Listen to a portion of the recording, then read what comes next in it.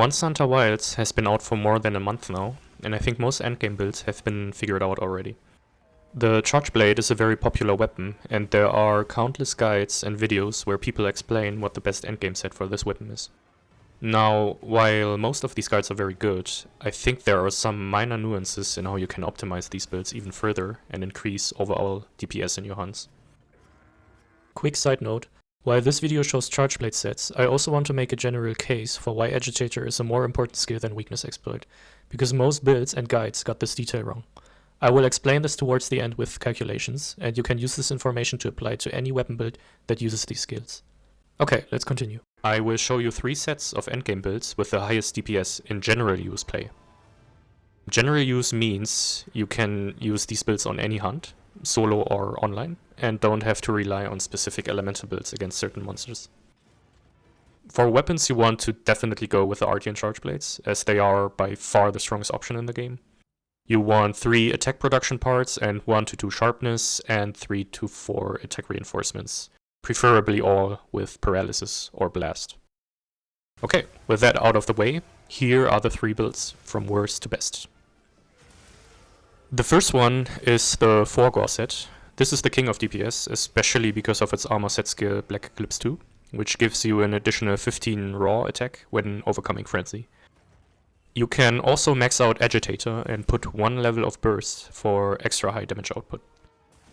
As you can see here, Weakness Exploit is only level 1, and I will explain later why it's not that big of a deal. You will reach the highest raw numbers with 80% affinity on weak hit zones and 83% on wounds. The second set is the 2-Gore build. This one is very similar to the first one, but reaches much higher affinity. The average DPS will be less though, because you have lower total raw numbers, especially because you don't have the Black Eclipse 2 set skill anymore. But it's still a very decent set, which will deal consistent damage. You will reach 95% affinity on weak hit zones and 100% on wounds. And finally, the third set is a comfy set that doesn't rely on Frenzy. I know some people don't like the risk involved in Frenzy, so this build is perfect for this. You will have a little more raw attack than the second build, but only 80% affinity on weak hit zones and 100% on wounds. Something you might have noticed in the first 2 builds is that Agitator is maxed out first over Weakness Exploit. If you've been following other build guides, you probably heard that Weakness Exploit is important to reach 100% affinity. But does max affinity mean max DPS? Well, we can math out the averages exactly. We can take the 4-Gore set with max Agitator and 1 Weakness Exploit, but we could change it so it has max Weakness Exploit and 1 Agitator. Here is a breakdown of the attack and affinity numbers. Let's assume we use a 225 raw weapon. We have plus 2 raw from the food buff. It can be plus 5 sometimes when the NPCs offer you those special meals, but we'll go with plus 2 because that's gonna be it most of the time.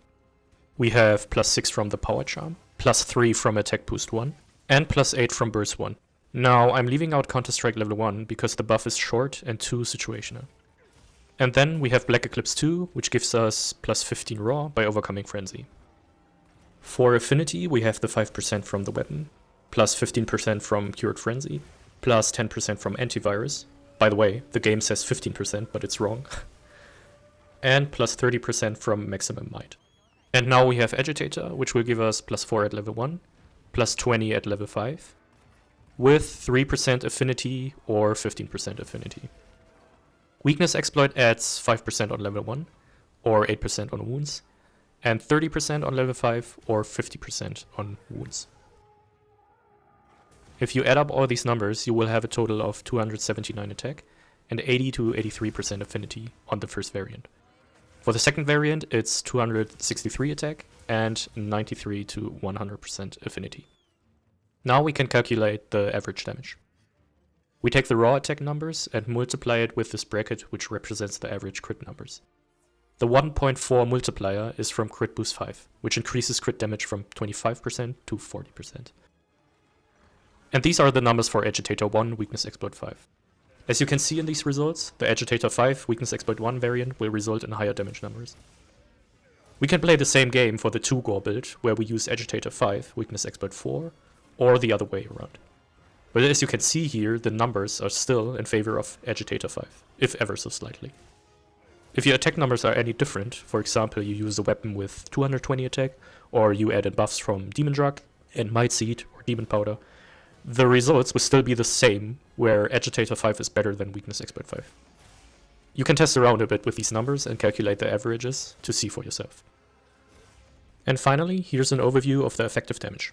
Now you might notice here that the highest damage is actually on the comfy set against wounds, but wounds break way too fast and you will be stuck with the lower damage on just weak hit zones.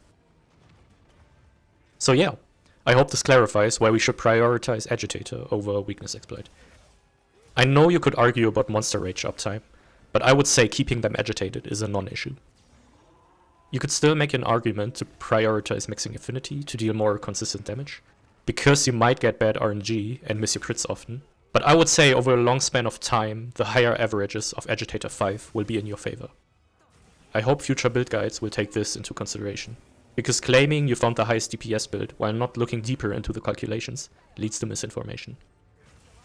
One final thing I want to go over is the weapon decorations. I showed builds with the Load Shell 2 Attack Boost 1 decoration, but Load Shells 2 is actually not that good of a skill, because overcharged files don't increase file damage on the elemental discharges 1 and 2, which you will use very often in Savage X mode.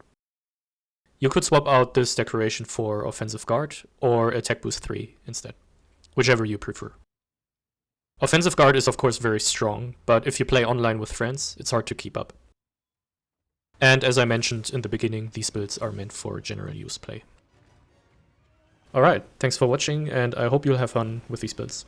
If you have any questions, please comment and I will get back to you. Bye!